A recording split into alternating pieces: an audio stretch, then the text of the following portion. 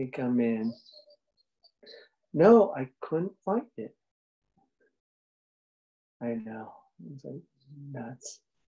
Recording. I don't want to be recording yet. Resume. All right, we are recording. I'll read the rules of conduct of the meeting. This is a web-based call for the BIPAC. We are operating under the following procedures. This session will be both video and audio recorded. Commissioners and staff will generally remain on mute, except when speaking and voting. Will generally be keeping their videos on themselves throughout the meeting. There will not be any public comment during this meeting. If members of the public create an audio or video disruption, they may be manually ejected from the meeting upon recommendation of staff or the chair. All set, Ernie. First item is the approval of minutes. We have two meetings, April 29th and May 20th. I move that we approve the minutes for April 29th and May 20th. I second. I'll second. Okay. Okay, it's been moved and seconded that we approve those minutes. Any discussion or questions? Okay, I'm going to go back to Brian's way rather than doing a roll call. Everybody's vote is assumed to be in the affirmative, but I'll give you a chance to change to either abstain or vote no. So are there any abstentions? Are there any no votes? Then the motion passes unanimously. So right now, the members we have present are Brian, Judy, Ernie, Yep. Dick. Is that it? And Jeff. And Jeff, excuse me, and Jeff. Okay, all affirmative. So 5, yes. Got it. Okay, correspondence. Is there anything in the correspondence that people have questions or comments on?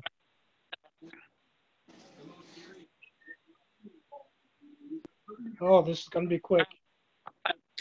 Yep, no. Good. New business, non-lapsing account.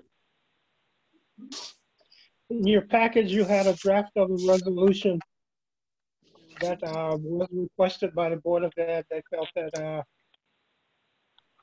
we needed to update it because of changes in statute 248A. It's pretty clear cut of what was written, and I thank Kelly for doing that for us.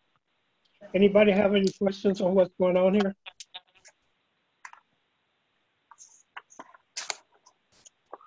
No?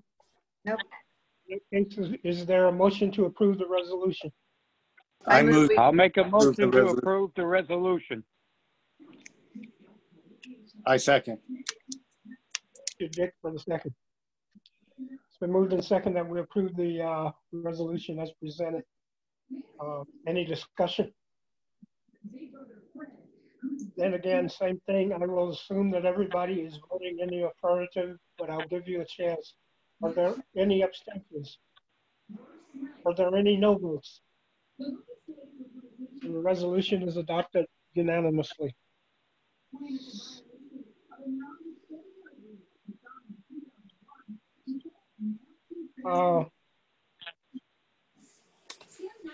Before we go on, maybe we should talk about this, how this account operates. Right now, we only talk about the resolution initially said we could put money into the account, and we listed some of the things that the money should be or could be used for. And we talked about an approval process. I'm losing my train of thought. When we get to the year-end projections, you're going to see some big numbers. I don't know what the final number is going to be for the Board of Ed, but I'm anticipating there'll be a request for more money to move to the non-lapsing account. We're already at what, Bev? Is it 200,000 even? The budget, we put in an estimate of 200,000. No, not the surplus. I meant the balance in the non-lapsing account. Oh, the non-lapsing account is $215,000. 215, thank you. Anyway, as I was saying, given the numbers Bev is going to show us shortly, I anticipate that there will be a I request think I lost it. for an addition to the non-lapsing account. And what I'm getting at and what I'd like people to think about is that when we have these set-aside accounts, they tend to grow. And unless we have some rules or triggers that says when it reaches a certain point, we will stop, or this is a trigger point at which we should take some money out and spend it rather than doing a town allocation. It's a wide open topic. I don't know if anybody has any thoughts on that, but again, I guess where I'm coming from is if we do receive a request from the Board of Ed with more money being deposited into that account, I think maybe we should ask for some sort of formal plan or conditions for use, or I'm not sure what the right terminology is, but basically the question would be, why do we need more than $215,000 in the account? Give us a plan of action for what would trigger us to actually use it for the benefit of the town. Anybody have any thoughts along those lines, or can help me make more sense out of what I'm trying to say? Before we get started, Ernie, would everyone mind, I don't know if I'm the only one getting broken up audio, but if everyone could mute that's not talking, that'd be awesome.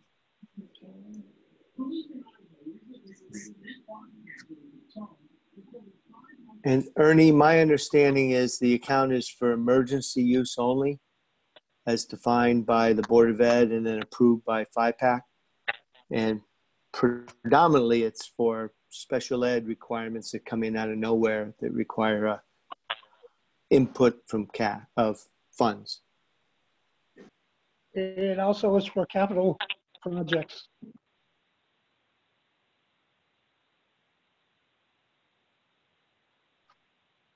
You still there?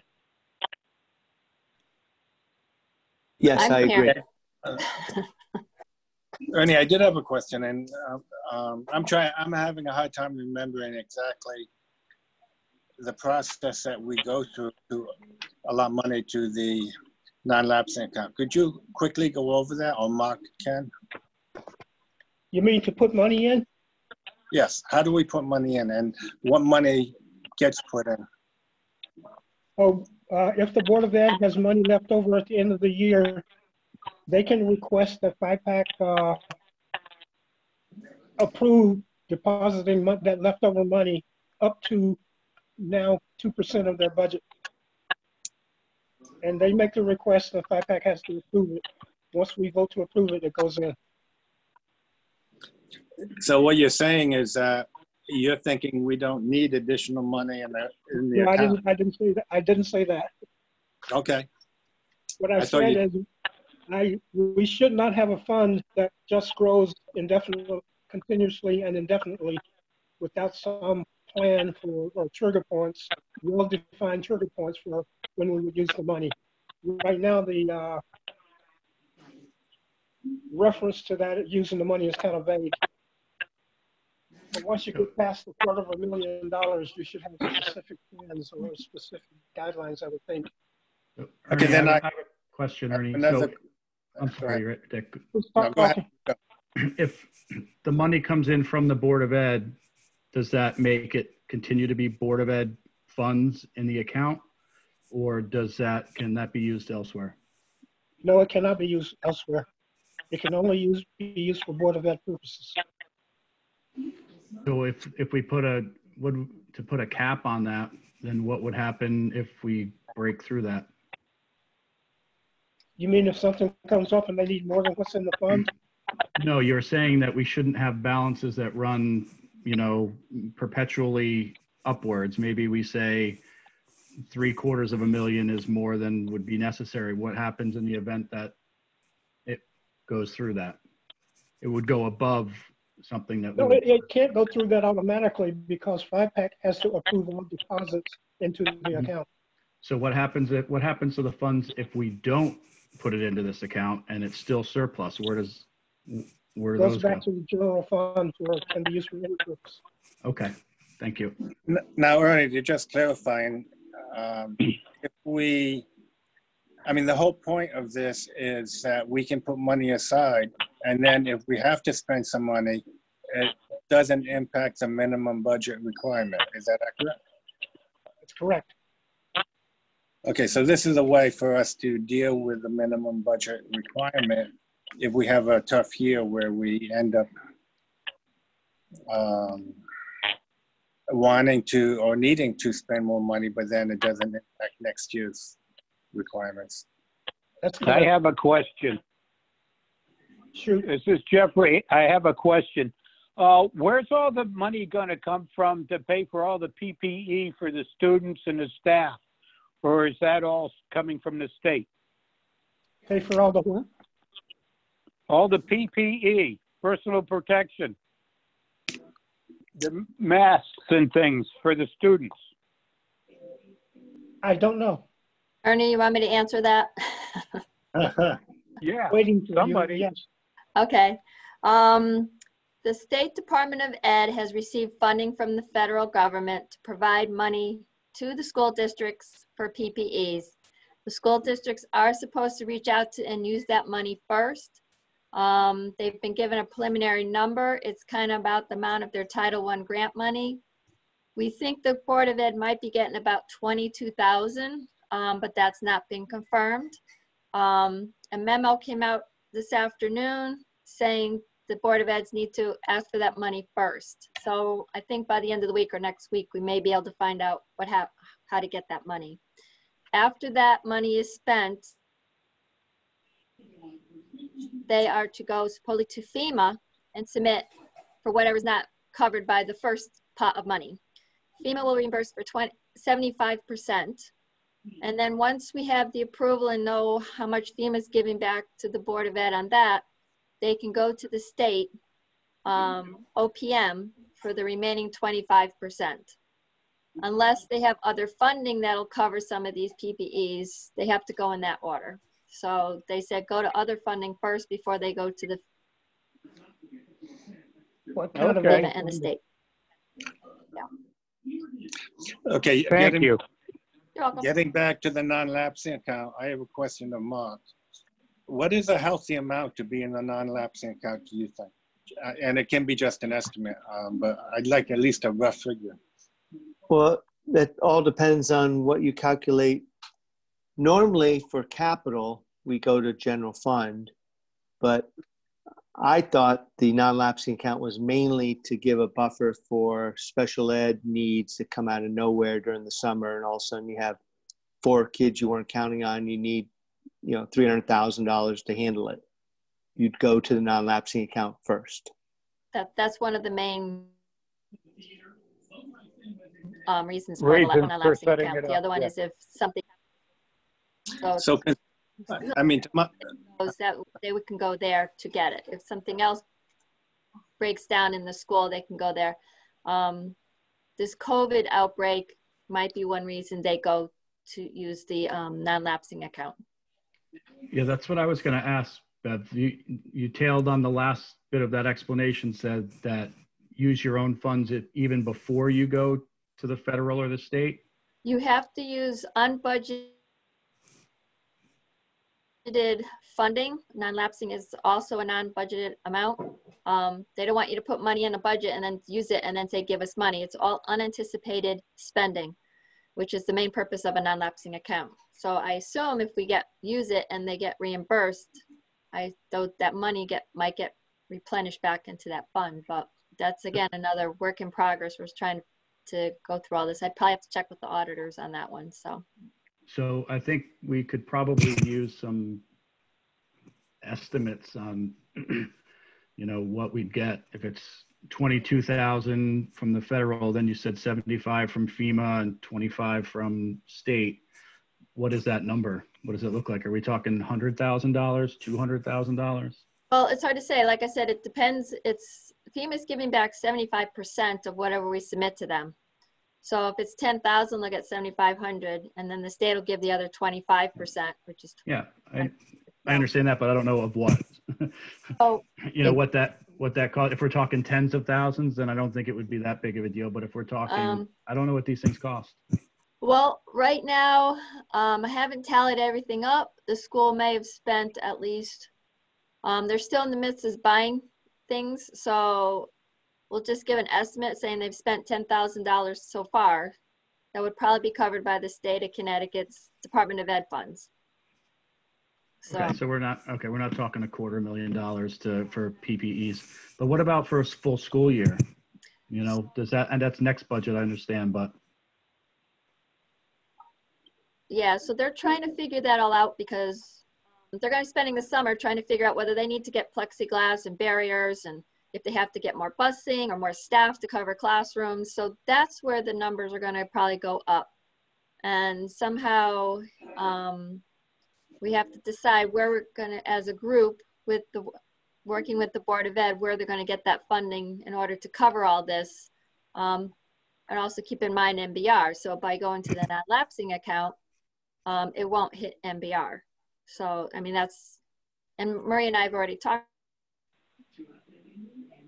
about that's a probability that they would go to that instead of come back to the town and asking for more money. So they are looking to put some money in. I don't know if they're going to go the full 2% this year, but she is going to try to go around what was put in the budget if possible. So, and again, everything's unknown until we finish the spending for this year. So we began this discussion regarding whether or not we should put a limit on what's in the non-lapsing account. And I guess based on everything I'm hearing, at least for this year, we should, whatever is left over should go into the non-lapsing account, and we can worry about the amount in future years. Yeah, well, there's a max that the state allows. You should look at the numbers first. Yeah, I would also like to get an idea of where we think we're going to be on collecting revenue and stuff. Okay, again, I was basically asking you guys to think about how this account should operate. What I had in mind, you guys touched on something good here, like if there's a request at the end of the year, maybe part of the approval process is our understanding that at least, just to pick a number out of the air, $30,000 will be earmarked so that if there is a requirement for a COVID that causes you to spend up to $30,000, that would come out of the account, or should come right back out of the account. We could also consider things like when you're setting your budget and you know that there's a new special needs student coming in who's gonna hit you for, let's say, $200,000. Maybe you don't want to raise your budget by $200,000, but if we had enough in the non-lapsing account to cover the first year of that new student for $200,000, then the budget could be set at a normal level. The cost of this new student, the exception cost for this new student is $200,000. I'm sorry, somebody said something I didn't hear. That was my wife. She had a loud voice. She was talking to our Alexa. I think, Ernie, the key is it can't be anticipated. It has to be unanticipated expense. So the child would have to come in after the budget. You can't talk about it during the budget process, that's for sure. You can't talk about it in an open meeting that's saying, we know a student's coming in, and then you're going to throw money in because you don't want to get caught by the state that we did a plan, you know, under funding. Well, hold on. Who from the state will catch us, or who from the state has the right to object to that? 248A is one of the most vague laws that it doesn't say anything. It just says you can put money aside. There are no rules in that law about how to spend the money and how to set your budget. I'm not sure. We could ask legal. Okay. I can do that. Again, all I'm asking for tonight is to start a thought process. Again, I didn't start by saying we should set a limit. That's not what I said. If you guys think we should set a limit, or if in the process of discussion some limit is well defined, then we should go that way. All I'm asking now is to let's think about things other than just approving money and putting it in there. I like the idea of earmarking if we're able to do that. I think that makes sense to some degree. You know, whether it's capital or whether it's PPE or anything like that. I think it's good if we can earmark it. And I would sort of feel like we would just let it grow for now, like Dick said, you know, in this current one, maybe put a limit at a later date, maybe see how things play out over the next couple cycles. Okay, again, all I'm asking is, I anticipate a request that's coming, and if we can think about it in advance, what the terms should be, then let's think about it and be ready to have an intelligent discussion. Are we talking about the budget now, the overall budget and so on? Because I had a question if we are.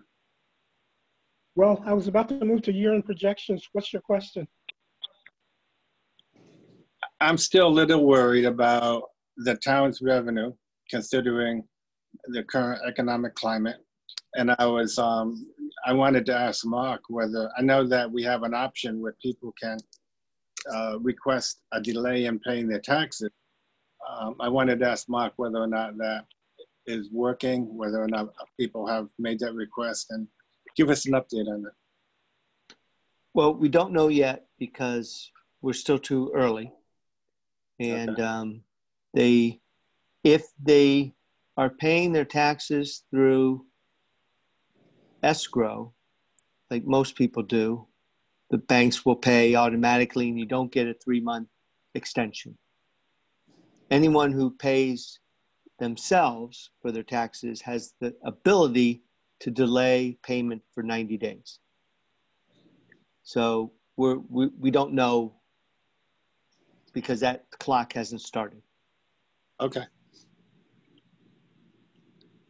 Okay, year-end projections. Beverly.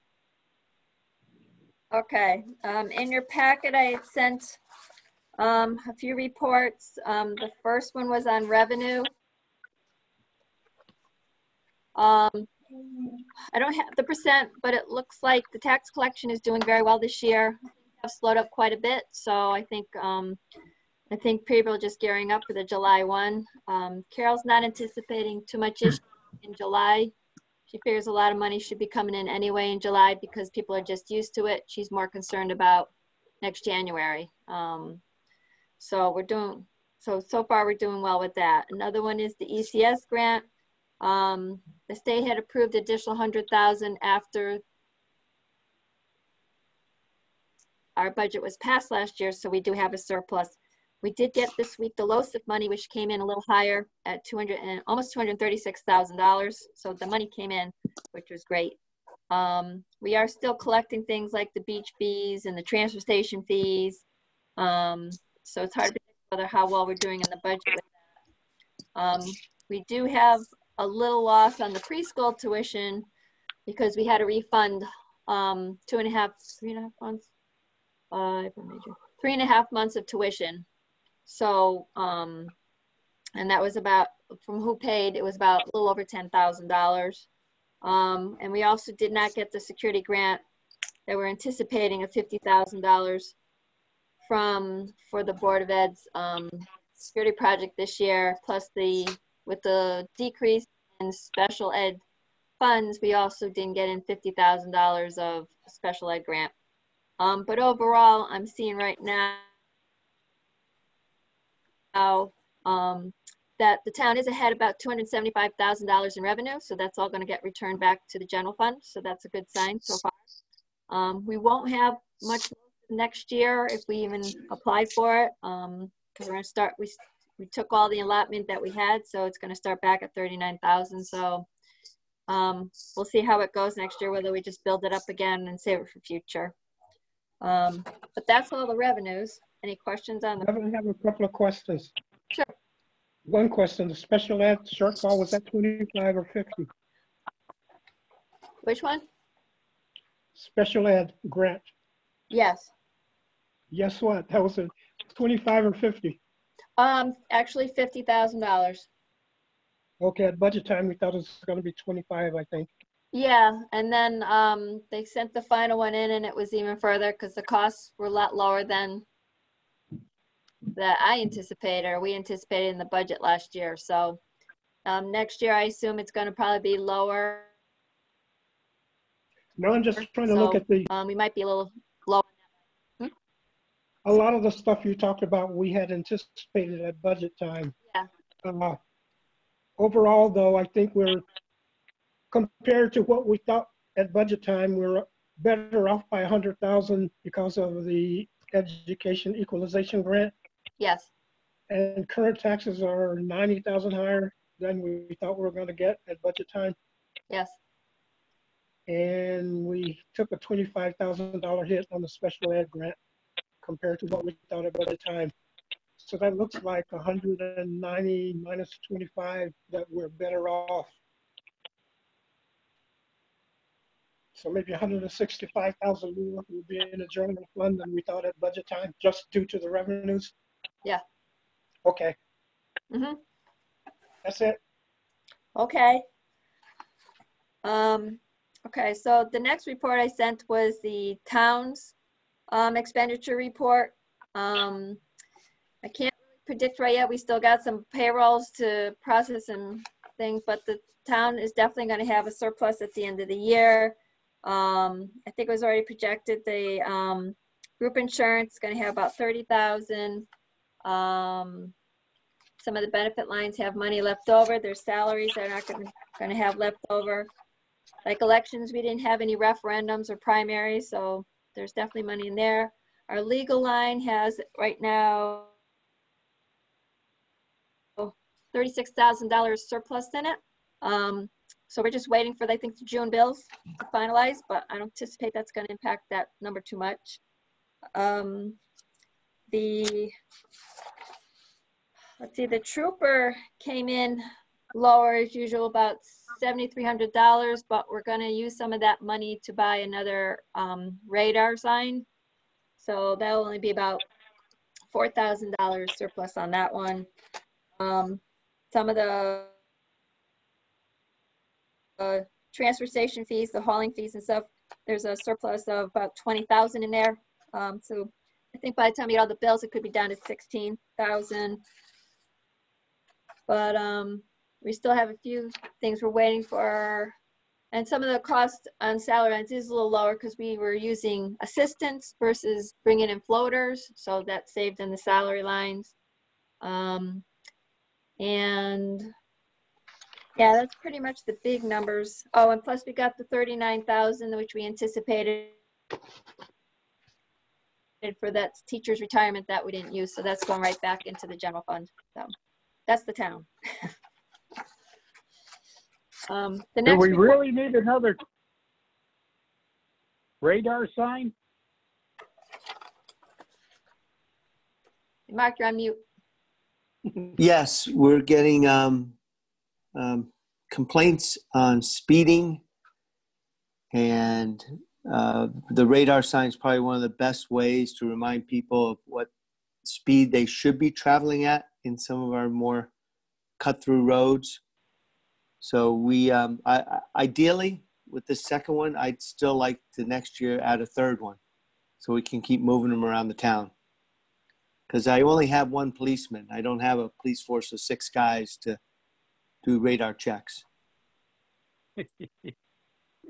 Okay. Thank you, Mark. Welcome. I guess you're on. I'm back on. Okay. The third report is the expenditure report as of Monday. So I think the number right now said 582 based on a Board of Ed meeting on Monday night. There is some anticipated spending to buy some more technology equipment and PPE and all that stuff. So Maria may be spending about up to $128,000, which will bring that right now the available funds down to about $453,000. So like I said, once she gets through what she's purchasing, and then hopefully by early July, we'll have a handle of what's left. And they'll start deciding how much they're going to request for the non-lapsing account. So the 453 compares to the 200,000 that's in the budget time. So right now there's 453, so there's an extra 253,000 that wasn't in the budget projection right now. So that may be earmarked for the non-lapsing account. We'll see. Okay, Okay. okay. All right. And then the last one was just an update so you can see where we stand for capital and how much is being carried forward, pending any of the June bills that are coming through. Some items have been, we have purchase orders ready to go. You can see that the transfer for $175,000 is in the volunteer firefighter line. So right now they go out to bid, they have almost $475,000 for the rescue truck. Rec Park is still moving along with the road, and the guardrails should be in soon, right, Mark? And they're working on the pickleball, the basketball court, the tennis courts. They're also looking at the vehicles they wanted to get. So, and the generator has the bids. They're waiting to get that installed over the summer. So. The school generator. School generator, yep. Right. Okay, any questions? What is the school budget? It's about what, 12? 12 million. 12.7? Correct. 2% of that.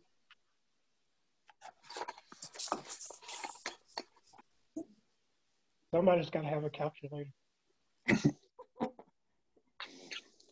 It's on my 240. 254. $250,000. 2%. Well, 2%, it's got to be more than that. Let's see. 254. That's right, 254. Said 250. I was rounding it down for you, Ernie. You said 150. I thought I said 2. Sorry.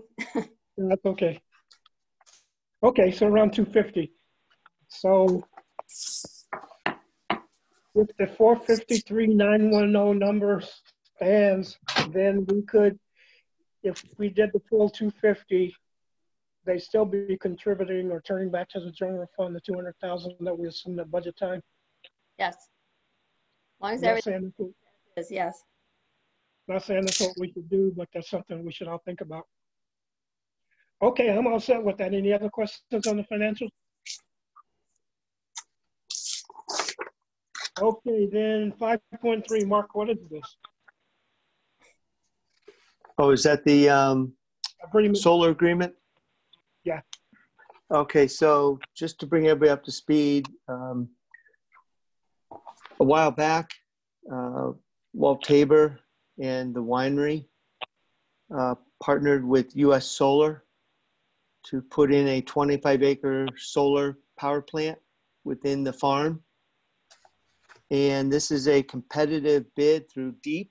So nothing is guaranteed, but we're getting all the financials set in place so that the final bid application can be placed. Board of Selectmen have agreed to a letter of recommendation that we think this would be a good thing for the town. Right now, that 25 acres is in 490, which is in farmland property tax, which does not pay much at all, hundreds of dollars, versus what they've offered, which is a $5,000 a year payment in lieu of taxes pilot payment to the town for 20 years. So the Board of Selectmen requested that I go through our financial counsel and negotiate a contract that would lock in that payment for 20 years, and we've done that. Board of Selectmen last night approved that contract, so this is a courtesy presentation to FIPAC, so you know what might happen if this is awarded through DEEP and this solar farm goes in to the property owned by Walt Tabor. Actually, I have a quick question on this. Is it located up on the hill behind the winery? Yes. So he's going to be able to grow, I'm just curious, by the way, but he's going to be able to grow grapes for the winery in addition to having the solar farm there? Right. I don't know if the grapes can actually grow around the solar panels. You might have to carve out 25 acres and dedicate it to solar. Okay. But this process still needs to go through planning and zoning and all the requirements of notifying the neighbors and construction permits and everything. But right now we have a contract approved that could be submitted to DEEP for consideration of Columbia as receiving grant money to make this happen.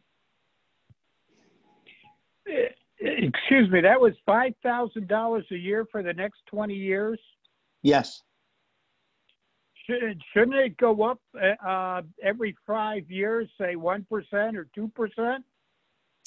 We had it looked at by legal counsel that does solar panel projects, and the feeling was that this is you might have been able to get a little more than the 5,000 a year, but because this property is not prime property at all, and the fact that if it was just in grapes, we would be making hundreds of dollars versus 5,000, and the fact that it would help an economic driver for the town in the winery, that is a positive for Columbia, that the deal offered was a good deal, and the Board of Selectmen decided to accept it.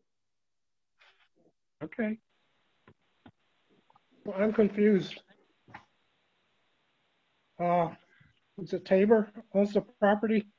Yes. Why are we involved in any kind of bid process? Just because it's a competitive bid process, and DEEP doesn't want to offer a grant for a solar farm if all of a sudden where you're going to place it becomes controversial and the town is not supportive of it through Board of Selectmen and FIPAC and zoning. So right now, everything looks like it should go through without a hitch. And that's a key part of offering the grant, is that it's something the town wants. Who gets the grant? I'm not Where's sure. electricity going? It'll go back into the grid. So the winery will benefit, the town will benefit, and the solar company that puts in the project will benefit. But the benefit for the town is the 5,000 versus the few hundred in Yes, current taxes. correct. And we as a town are not involved in the operation or development of this thing. Correct. We just need to give our blessing. Yes. Okay. The other quick thing is I know the land very well. It's right behind my house, and it's isolated, so you can't see it from almost any angle. I think it would be the perfect place to put solar panels. Correct, and that was looked at by Steve Everett as well. He's also a neighbor, and Walt and Steve went over the property, and Steve felt it would not be a hindrance on the town at all. So what do we FIPAC have to do? Nothing, just be informed? No, I just wanted you to be informed that this is in the works and it could be a potential additional revenue to the town. Okay, thank you. Welcome. Anybody else have questions? If not, we'll move on to transfers. Bev.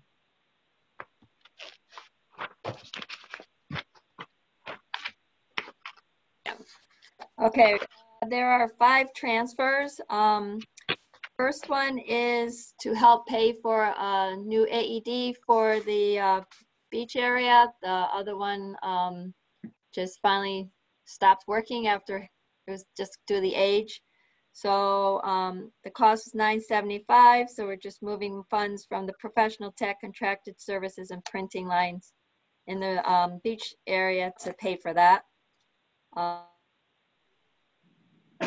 The next one is a $5,000 from contingency to general supplies, the admin supplies, to pay for a lot of the PPEs that the town has been buying this last couple weeks. The third one is $3,000 for Public Works OT to repairs and maintenance, between maintaining some of the vehicles as well as covering a new guardrail on Pine Street.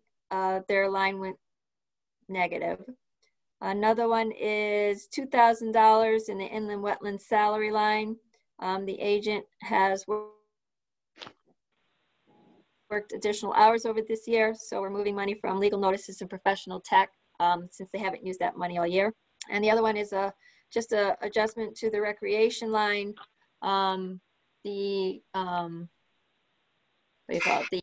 The Marine Patrol and gate monitoring stipend has been taken over by the rec director, so we need to cover that salary in his line.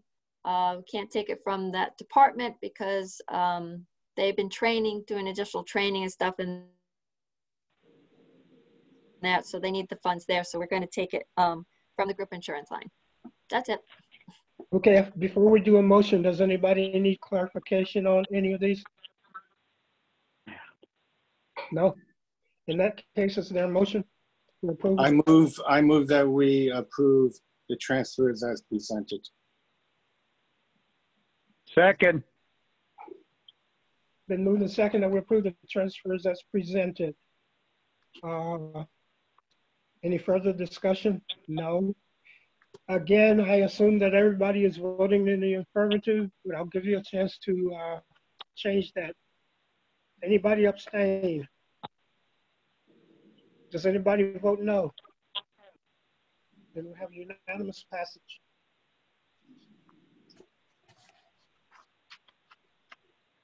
That gets us through the agenda. I think that we've taken a month to rest. I think next month, what I'd like to do is put the budget process back on the table. It was kind of strange this year in a couple of ways, but I won't get too much into that.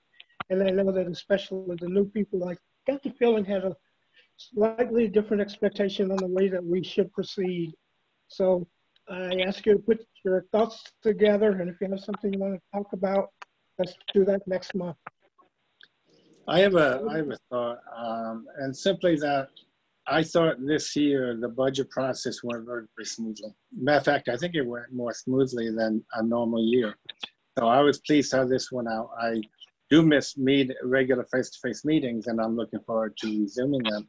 But I thought the virtual meetings worked well, and I think we had good discussions, and everybody had a chance to say what they thought. And the process, I'm pleased with the process.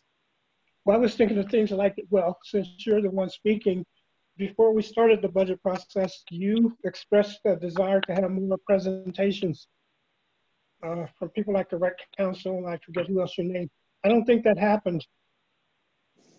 I don't know if that could have happened the way the virtual, yeah, difficult for it to happen, but that way. In the future, I would like to have presentations from the different departments when there's a significant amount of money to be spent.